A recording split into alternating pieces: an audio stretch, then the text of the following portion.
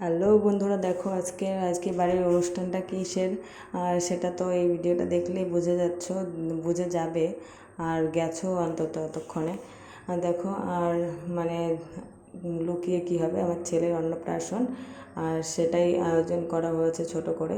তা পুরো ভিডিওটা আমি একটার মধ্যে দিতে পারলাম না, না দিতে পারার কারণ অনেকটা বড় হয়ে যাচ্ছে আর একটু সমস্যাও হচ্ছিল।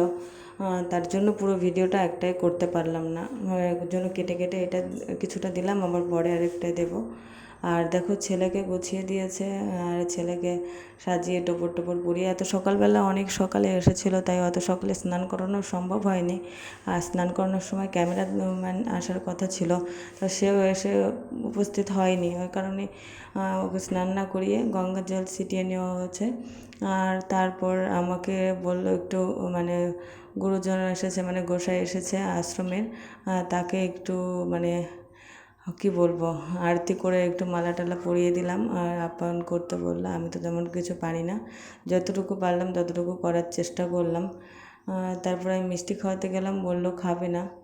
আর তারপরে আমার ছোটো ননদ, সেও একটু করে নিল, সেও একটু আরতি করে ফুল চন্দন দিয়ে নিল, দিয়ে প্রণাম টনাম করে নিল। আর দেখো, ও তো চুপ করে বসে আছে।